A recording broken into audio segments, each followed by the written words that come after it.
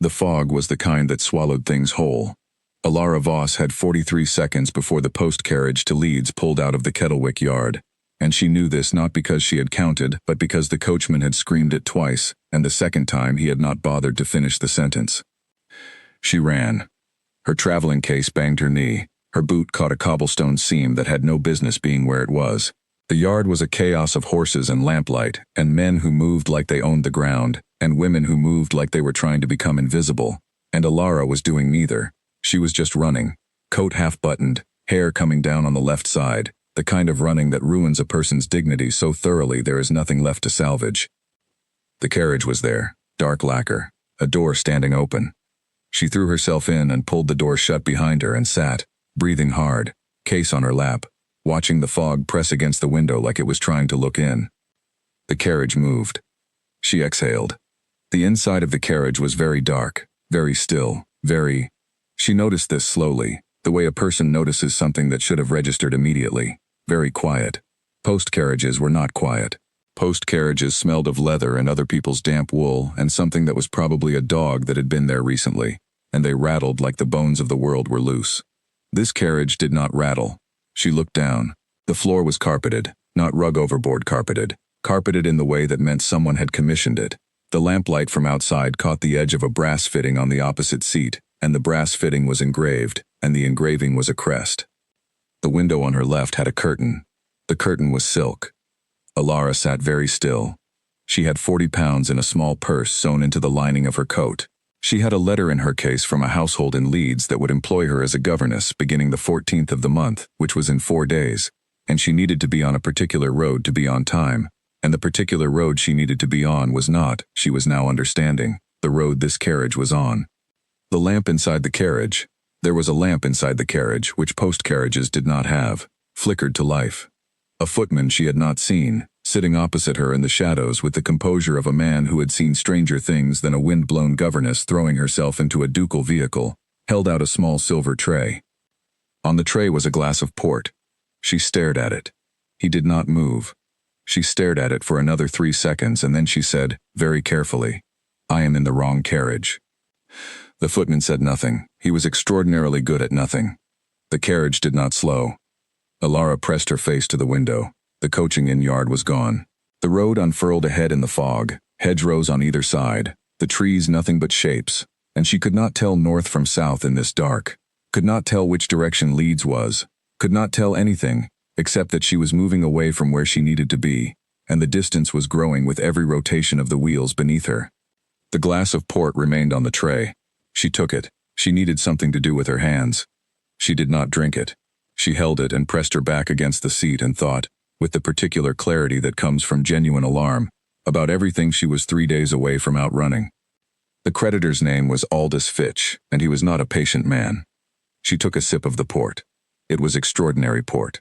Of course it was.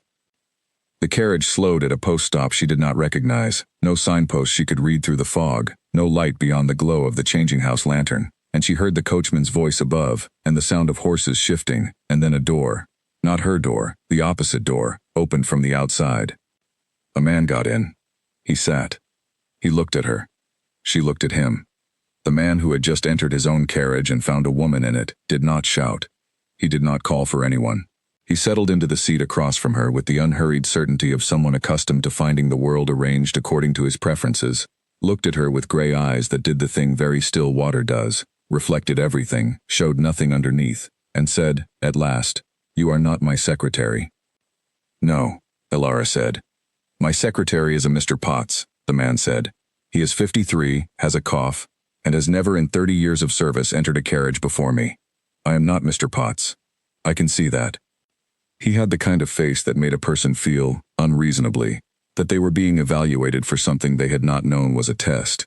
Not cruel, not unkind exactly, just the face of a man who processed information thoroughly and did not perform the processing for anyone's benefit but his own.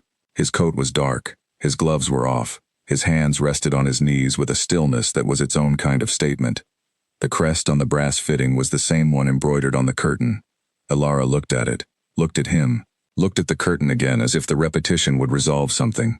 "The carriage was open," she said. "The carriage was mine," he said. The fog was very thick.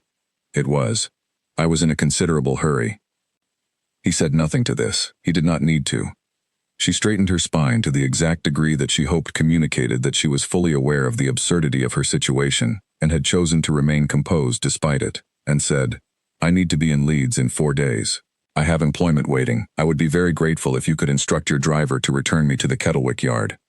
The man considered this, not with the frantic haste of someone trying to solve a problem, with the slow, complete attention of someone who already understood the problem and was deciding something else entirely. The next post is 12 miles, he said. The road back to Kettlewick is now in the opposite direction. Yes. The next coach to Leeds from the Kettlewick yard departed when you boarded this one. She had known this. She had not wanted it confirmed out loud. I see, she said. There is another on Thursday. Thursday was 4 days away. Thursday was 1 day after she needed to be in Leeds, standing at a front door with her references in hand, ready to be employed. She looked at the window. The fog had not improved. Where is this carriage going? She asked. North, he said. Specifically. He looked at her for a moment. Just a moment. To Harrowdene. She knew the name. Everyone in this part of England knew the name. Harrowdene was not a place you drove past. It was not a place you happened upon. It sat on the northern moor like a thing that had decided to be there before the moor had existed, and the man who owned it had a title to match, Duke of Harrowdene, and she was sitting in his carriage drinking his port and making demands about Leeds. She set the glass down on the seat beside her very carefully. I am Miss Alara Voss, she said. He looked at her with those flat gray eyes. I know who you are. She went very still. He did not elaborate. He simply reached into his coat, retrieved a letter, and turned toward the window to read it, and the conversation, apparently, was over. Alara stared at the side of his face. He knew who she was. The port was excellent, and she desperately wanted another sip, and she was not going to take one. She folded her hands on top of her traveling case and watched the fog, and tried very hard not to think about what knowing who she was might mean, and why a man like this would know it. The road unrolled. The horses were good horses. The carriage did not rattle. She was still in it when the first lights of the northern road came into view, and she had still said nothing, and he had still said nothing, and the letter in his hand had been read 3 times, and she had counted. She counted it because she needed something to count. That was the night she understood that some doors, once closed behind you, do not open from the inside. The first light found Harrowdene before it found anything else. Alara saw it happen from the carriage window, the way the sun pulled the house out of the dark in pieces, roof first, then chimneys, then the long pale line of the front elevation, stone so old it had gone the color of standing water. It was not beautiful the way painted things were beautiful. It was beautiful the way cliffs were beautiful, which was to say it did not care whether you thought so. She had not slept. The man across from her, Adrian Calloway, 4th Duke of Harrowdene, a name she had extracted not from him but from the crest on the carriage door panel during a moment when he was occupied with the landscape, had slept approximately 2 hours with the effortless economy of someone whose body obeyed him. He was awake before she noticed the transition. One moment his eyes were closed, then they were open, and he was looking at her, and she had no idea how long that had been happening. You did not sleep, he said. No. You were going to. I was thinking. You could think while sleeping. Most people manage it. She looked at him steadily. Most people have not been transported 40 miles in the wrong direction in the dark. Something crossed his face, very briefly. It was not quite guilt and not quite amusement, and it was gone before she could name it. The carriage stopped. A staff of 6 stood at the front of Harrowdene in the morning cold, and when the footman opened the carriage door and Alara stepped out behind the Duke, she watched them register her in the way servants of great houses registered unexpected arrivals, completely, rapidly, with no visible reaction whatsoever. Whatever they thought, they sealed it. The housekeeper, a woman of roughly 60 with a face like a considered opinion, looked at Alara for exactly 1 second, and then looked at the Duke. Mrs. Knott, he said. Miss Voss will require a room. Yes, Your Grace, said Mrs. Knott. That was it. That was the extent of the explanation provided to anyone in that household about why a woman with a travel case and half her hair down was standing in their drive at dawn.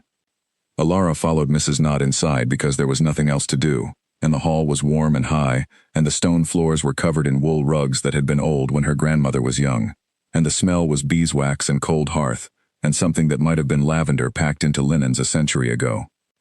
The room she was given was on the 2nd floor. It had a window that looked over the east garden and a fire that had been lit before she arrived, which meant someone had been told she was coming, which meant he had arranged it at one of the post stops in the night, which meant this was not, entirely, an accident. She sat on the edge of the bed. The mattress was the finest thing she had been within 12 feet of in 4 years. She did not lie down. She sat there and looked at her traveling case and thought about Aldous Fitch and the letter he had sent her brother, and the magistrate her brother had managed to involve, and the creditor's timeline, which was not 4 days, it was 3, and Leeds was now 12 miles in the wrong direction, and she was sitting on a ducal mattress at dawn, because she had run in the wrong direction in the fog. There was a knock at the door. A maid brought a tray, tea, toast, a small pot of something that turned out to be marmalade from what appeared to be actual Seville oranges, which was an insult given the circumstances, because it was extraordinary. There was also a card on the tray. Heavy cream stock, 4 words in a hand that was very black and very spare. Breakfast. 8 o'clock. C. Ilara turned the card over, nothing on the back. She ate the toast. She drank the tea. She looked at the garden, which was doing its best despite the season. At 5 minutes to 8 she went downstairs. He was already there. He was always already there.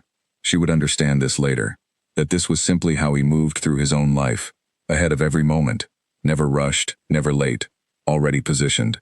He was standing at the sideboard when she came in, and he turned when she entered, and he looked at her the same way he had in the carriage, the way of a man taking stock of something without performing the taking. "You found it," he said. "The house is not small," she said, "but I managed." He almost smiled. She was nearly certain of it. They ate. The dining room could seat 30 people, and there were 2 of them, and the food was good, and the silence was the kind that has weight. Not uncomfortable, exactly, just present, the way a third person in the room is present even when they say nothing. She had decided, in the night, not to ask him what he knew about her, not yet. Asking was giving away that she was afraid of the answer, and she was not going to give him that. She would wait until she understood the shape of what he knew before she let him see it mattered. She was very good at waiting. She had learned it the way people learn things they did not choose to learn. "I need," she said, when the plates had been cleared and the coffee was in front of her, "to send a letter. There is writing materials in the library," he said. "Mrs. Knott will show you. I needed to reach Leeds today." He looked at her over his cup. "A writer can take it." She nodded. She looked at the window. The garden in the morning light was the color of cold things that were trying to warm up. "I owe you an explanation," she said. "No," he said, very simply. She looked at him. "You owe me nothing," he said. "You are a guest. I boarded your carriage by mistake." "You boarded my carriage," he said. "The rest is mine to have handled differently." She studied his face for a moment. It did not give her anything. That is a very gracious interpretation. It is the accurate one. She did not know what to do with that. She filed it away with the other things she did not know what to do with. The card at breakfast, the fire lit before she arrived, the fact that he knew her name before she told it to him. And she said, "The letter to Leeds then. Today." "Today," he agreed. She pushed her chair back. He stood when she did, which startled her, the automatic courtesy of it, the reflex that was so thoroughly trained it happened before thinking. She was not accustomed to it. She was not accustomed to any of this. The fire, the marmalade, the man who looked at her as if she were a thing worth looking at carefully. She went to the library. She sat down at the desk. She wrote to the household in Leeds, explained a delay she could not fully explain, asked for 4 days' grace, and then she sat with the pen in her hand and looked at the fire, and thought about her brother, who was somewhere south of here making precisely the sort of decisions she had spent 3 years cleaning up after. And she pressed the pen nib against the paper until a drop of ink spread into the grain of it and stayed there. The library had a window that looked north. The moor began at the edge of the formal grounds, just past where the kitchen garden wall ran out, and beyond it there was nothing but open country and sky, and the kind of distance that made a person feel very small and, sometimes, against all reason, safe. She sealed the letter. She sat in the chair by the fire for another 11 minutes. She counted those too. The snow came that afternoon. Not gently. Not in the way that invites a person to stand at a window and feel something soft about the season. This snow came sideways across the moor with the intent of something that had been planning it for weeks, and it hit the library windows while Ilara was still sitting in the chair by the fire, in a way that made the glass sound like it was being tested. She heard the household shift before she saw it shift. The housekeeper's heels in the corridor, moving fast. A door. Two voices, low and quick, and one of them was the Duke's. And then a gust of wind hit the chimney, and the fire stuttered and recovered, and the lamp on the desk dimmed. Mrs. Knott appeared in the doorway. Miss Voss. The North Road is being closed. Alara stood, the rider. He left 2 hours ago. He will have reached the Valley Road before it closed. Mrs. Knott said this with the precision of someone who had made the same calculation, and was choosing the version most likely to be true. But we will not have traffic in or out until morning at the earliest, perhaps the day after. Alara looked at the window. The house is warm, Mrs. Knott said, not unkindly, in the way of a woman offering the one thing she could actually offer. Come and have tea. There was tea in the small sitting room off the ground corridor, a fire well established, and the Duke standing at the window with his hands behind his back watching the moor disappear into white. He turned when she came in. He had changed his coat since morning, darker, some kind of wool that was very fine without being decorated, the kind of clothes that existed to be worn by this man in this house, and looked as if they had been designed for nothing else. He said, "The road is closed, Mrs. Knott told me. You will not be inconvenienced." He said it as a statement, not an apology. "The house is—" "I know," she said. "It is warm." He looked at her. A corner of his mouth moved, not quite a smile, the ghost of the intention of one. They sat. Mrs. Knott brought the tea and withdrew, which Alara respected entirely. The fire was good. The snow hit the windows and the wind made the house settle into its own weight, the sounds of old stone that had survived worse. She poured the tea, both cups. She was not sure why she did it. He did not comment. He drank his tea and she drank hers, and outside the moor became a theory. "You have been here before," she said, "in a storm like this. Many times. You do not mind it." "No." He looked at the window. "The moor in a storm is the most honest thing I know of." She turned this over. "Honest. It does not pretend to be hospitable," he said. "It does not arrange itself to be pleasant. It is simply what it is. Entirely, without modification." He paused. "I find that restful." Alara thought about this. She thought about the coaching inn-yard in the fog, and the 43 seconds, and the cobblestone seam, and everything she had been running toward, which was a job in a house in Leeds, and everything she had been running away from, which was too many things to hold in one breath. "I have a view of that," she said. He looked at her. Not the processing look. Something underneath the processing look that she was not going to examine yet. "The position in Leeds," he said. "Is it the only one?" "It is the current one." "That is not what I asked." She set down her cup. The room was warm, and the fire was very good, and she was very tired in the way that builds for months before it arrives, and she said, "It is the one I can afford to lose least." He did not press her. He did not fill the space she had left. He sat with it the way he sat with everything, fully, without needing to do anything about it. The fire popped. A log shifted. She said, because the warmth and the exhaustion had loosened something she had kept tightly held for longer than she could accurately say, "I had a position before this. A good one. My brother found it necessary to borrow my name in connection with a debt he could not repay. The household let me go because the name was no longer—" She stopped. She looked at the fire. It was no longer quiet. He said nothing for a long time. Then he said, "Your brother?" "Yes." "Is the debt his?" "It has never been anything but his." "And the magistrate?" She looked at him very quickly. He met her eyes without flinching. He had known. She had suspected he had known, and now she was certain, and she ought to have been angry, and she was.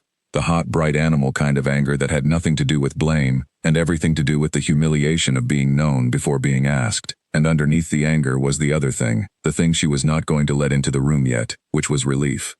Someone knew. She had been carrying it alone for 4 months, and someone knew. She stood. She walked to the window and looked at the snow, and there was nothing to see, and she stayed there anyway, because she needed to be standing and she needed to be looking at something that was not his face. "You read the letter," she said. Her voice was level. She was proud of that. "It was addressed to me," he said. "It came through channels I should not describe to you in detail, but it was addressed to me." "Why?" He was quiet.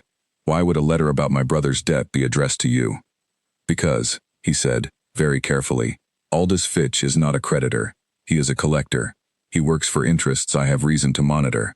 When he files documents with a magistrate's office in this county, I am informed." She turned from the window. She looked at him.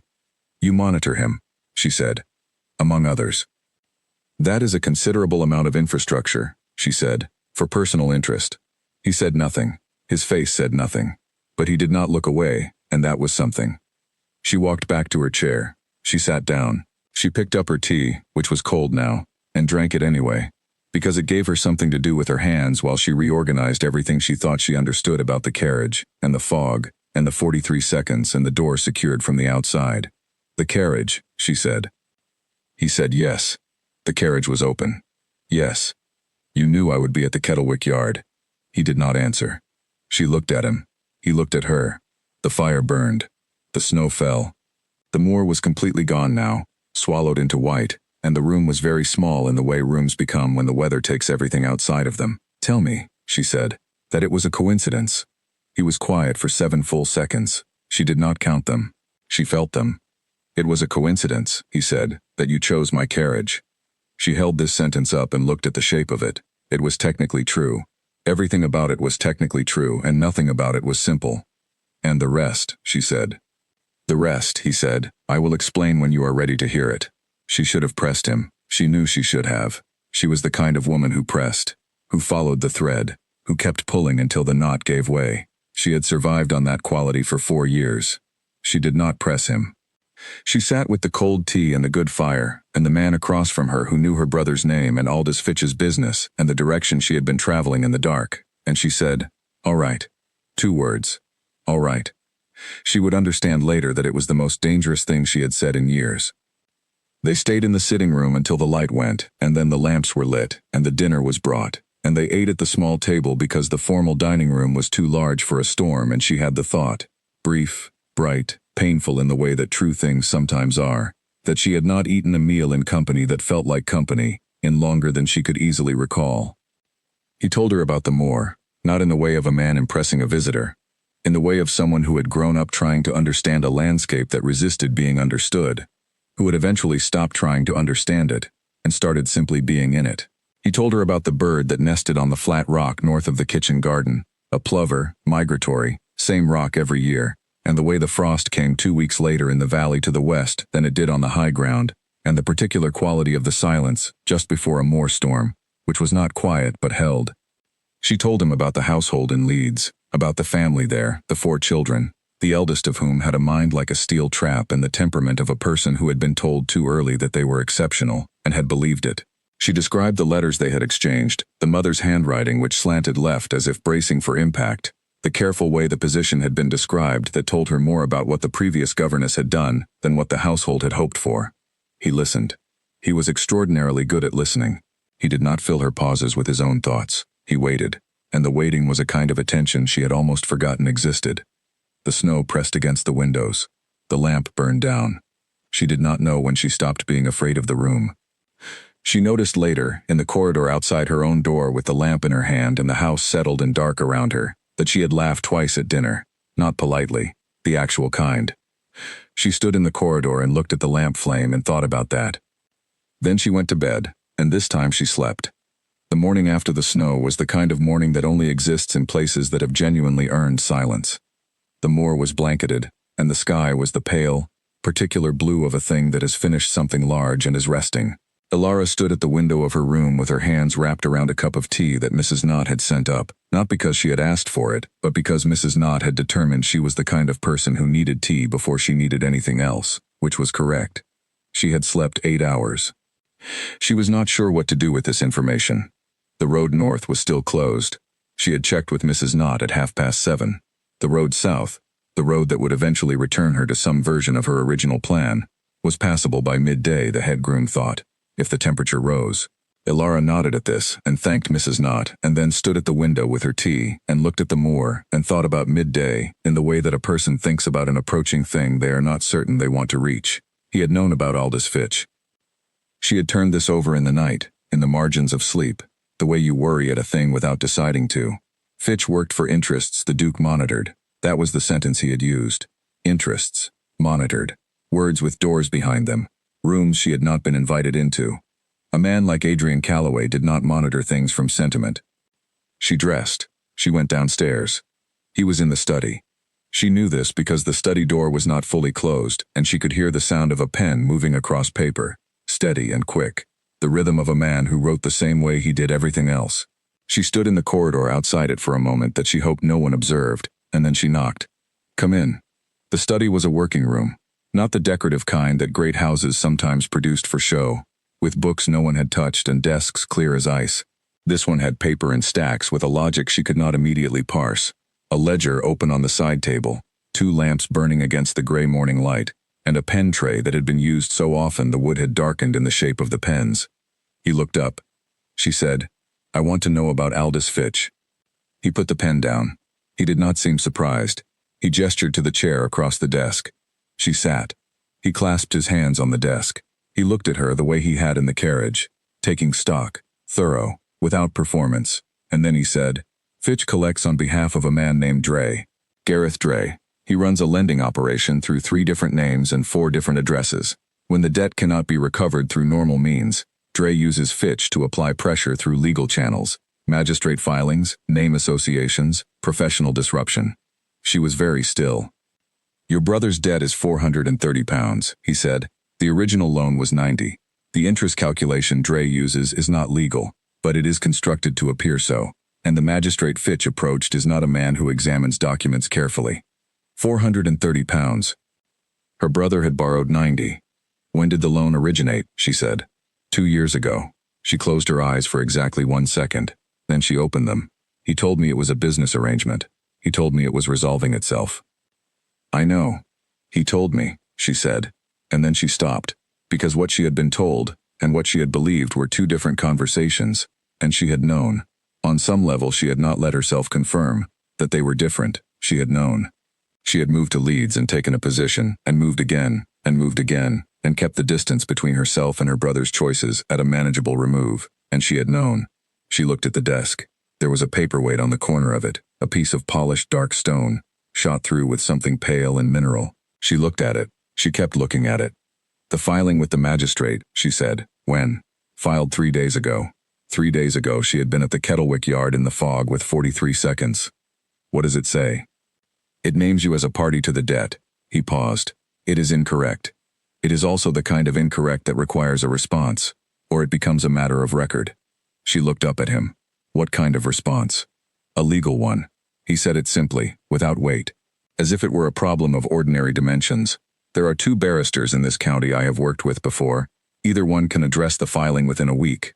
The document Fitch submitted has errors, procedural errors, not substantive, and a competent response will have it struck." She sat with this. "You have already spoken to one of them," she said.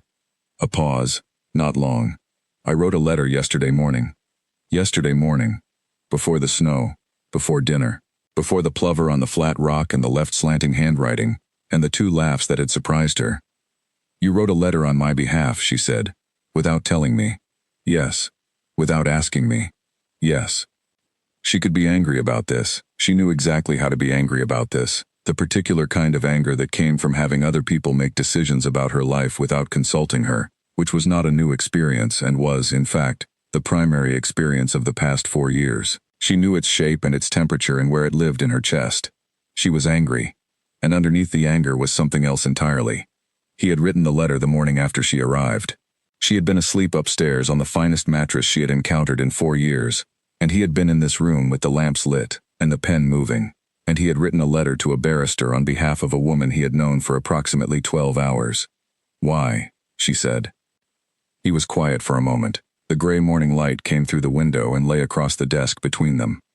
"Because," he said, "it needed doing." That was not all of it. She was certain it was not all of it. The way he said it had the quality of a thing condensed, a sentence that used to be longer and had been reduced until only the load-bearing part remained. She did not push him, not yet. "If the filing is struck," she said, "what happens to Fitch?" "Nothing, immediately. Fitch will file again through different channels eventually. Dre does not abandon debt. So it is temporary. The filing is temporary. The debt is your brother's, and it will remain so until it is resolved, or Dre decides it is not worth his resources." She looked at the paperweight. The pale mineral in the stone was the color of morning ice. "What does it cost?" she said. "The barrister." "Nothing. That is not an answer." He looked at her steadily. "It is being arranged without cost to you.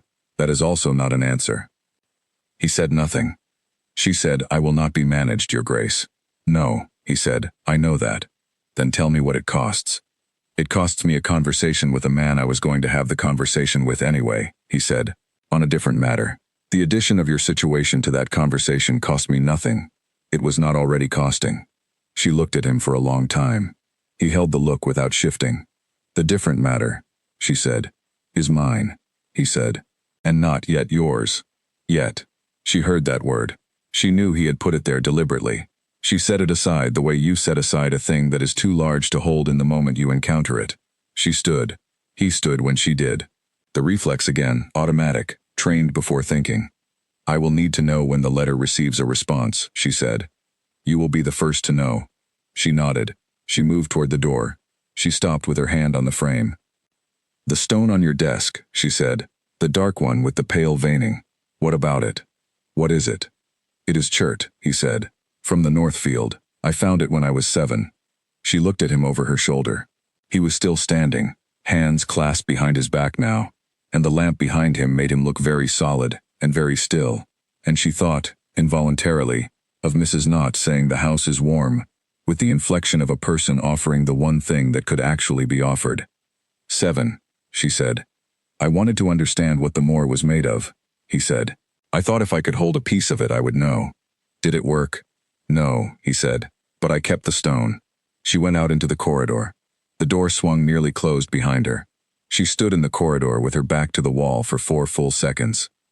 Then she went to find Mrs. Knott and asked if she could help with anything in the house, because she needed to be useful, and useful was the thing she knew how to be. And the stone had been found when he was 7, and he had kept it because he could not understand the thing, but he did not want to put it down. She was not going to think about that. She thought about it the entire morning. 3 days later, the road south was fully clear. Alara stood at the window of her room with her traveling case packed and her coat on and her hair in order and watched a rider come up the drive from the south with a leather satchel on his shoulder, and she knew before he was through the gate. Mrs. Knott brought her the letter an hour later. She read it standing in the middle of the room, still in her coat. The barrister's name was Frederick Corwin. She had not asked for his name, and now she had it, and his letter was 4 pages long, written in a hand that was small and very precise, and it told her that the filing in the magistrate's office had been reviewed and found to contain 2 procedural errors significant enough to render it unenforceable as written, and that a formal response had been lodged that morning, and that Gareth Dray's method of interest calculation had been flagged for review by the county's senior registrar, which was not. The letter noted with the restraint of a man who had been doing this a long time, typically how these situations proceeded.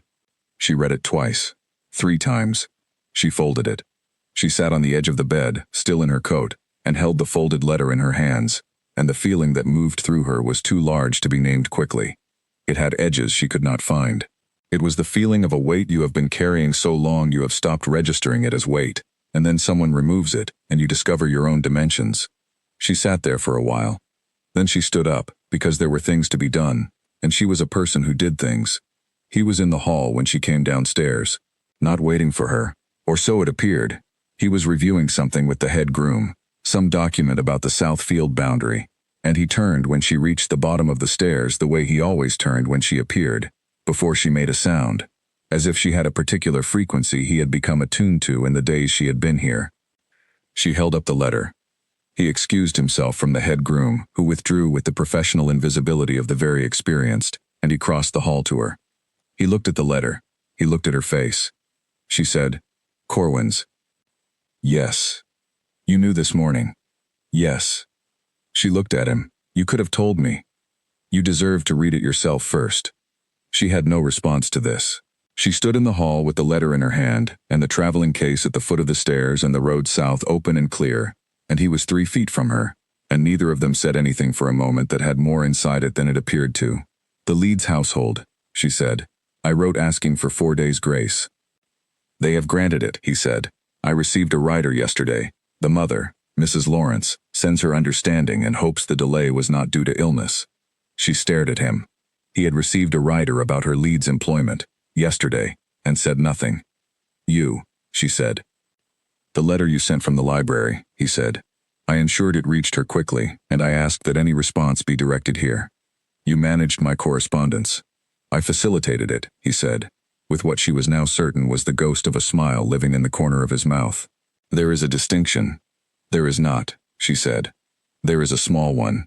She looked at him for a long moment. She thought about the stone at 7. She thought about the letter to Corwin the morning after she arrived. She thought about the door secured from the outside in a coaching yard in the fog, and the fire already lit, and the port on the silver tray. You facilitated everything, she said. He said nothing. The carriage, she said. The fire. The barrister. Corwin. Mrs. Lawrence. The writer. All of it. Still nothing. You had a letter addressed to you about my brother's debt, she said. And you knew I would be at Kettlewick Yard, and the carriage door was open. He looked at her. His face was very still. Not the nothing face of a man hiding something. The still face of a man who has decided to let a thing be said out loud and is waiting for it to be said. It was a coincidence, he said, that you chose my carriage. She had heard this before. She had turned it over before. She turned it over now one more time and found, with the particular clarity of a woman who had spent 4 years being careful, that it was still technically true and still entirely incomplete. And if I had not, she said, if I had found the right carriage in the fog, if I had made it to Leeds on time, what then? He was quiet for 7 seconds. She counted them this time. Then I would have had to find another way to have the conversation I needed to have, he said, about Aldous Fitch. She looked at him. With me, she said. With you. She breathed in slowly. She looked at the traveling case at the foot of the stairs. She looked at the hall, which was tall and stone and old in the way of things that were built to last through the kind of circumstances people at the time of building could not have predicted. She looked at him. You could have written me a letter, she said. I could have. You chose not to. I chose, he said, very carefully, to ensure that you were somewhere safe while Corwin did his work. A letter would not have accomplished that. The hall was warm. The road south was clear. Mrs. Lawrence in Leeds had sent her understanding, and the filing was struck, and her brother's debt was still her brother's debt, and it would be until it was not. And the man standing in front of her had written a letter to a barrister, and received a rider, and lit a fire and poured port in the dark, and she was still wearing her coat. I am going to Leeds, she said. Yes, he said. The position starts Thursday. I know. I will be there for at least 6 months, perhaps a year. Leeds, he said, is 4 hours north. She looked at him. Of Harrowdene, he said. She looked at him for a long time. Then she said, I will need to know if Dre files again. You will be the first to know. And if my brother? Send the letter here, he said. I will see that it reaches the right people. She nodded. She picked up her traveling case. He walked with her to the door. The carriage was in the drive. She had not asked for a carriage, but there it was, and it was the dark lacquer carriage, the one with the silk curtains and the carpeted floor, and the brass crest on the door, and the footman was standing ready. She stopped at the top of the front steps. She turned. He was standing in the doorway of Harrowdene, and the morning was very clear, and the moor behind the house was white still, and he looked like the kind of man who had been in this doorway before and would be in it again, who had stood here watching people leave and had known which departures were final and which ones were not. The carriage, she said, is mine, he said. I know. But it is also, he said, the right one. She looked at him for a long moment. She thought about the stone. She thought about what it meant to keep a thing you could not understand. She went down the steps. She let the footman hand her in. She settled into the seat, and the footman secured the door, and the carriage began to move, and she turned to look out the window at the front of Harrowdene as it pulled away, and he was still in the doorway, still watching, and he did not move until the carriage turned at the gate and the house was out of sight. She faced forward. Her hand was resting on her traveling case, and she felt, through the leather, the small hard shape of something at the corner, something she did not remember packing. She opened the case. It was the piece of chert, dark stone, pale veining, small enough to close her hand around. She sat with it in her palm. The moor fell away behind the carriage. The road south opened ahead, clear and straight, and going where she needed to go. She closed her hand around the stone, and it was cold at first, and then it was warm, and she kept it. She kept it the whole way to Leeds. She was going to keep it longer than that. She knew this already. She just had not decided yet what to do with the knowing. The road was long. The morning was clear. The carriage did not rattle, and she sat in it, and ahead of her was a household in Leeds, and a child with a mind like a steel trap, and a job she needed, and a barrister who had done his work. And behind her was a man in a doorway on a moor, holding the shape of what came next in the same way she was holding the stone, without understanding it fully, without putting it down. 4 hours north of Leeds. She would send a letter when she arrived. She opened her other hand and looked at the stone again, the pale thread of mineral running through it, like a question asked in the direction of something the person asking could not yet name. She closed her fingers around it. The carriage moved. The sky held. The day was beginning. She let it begin.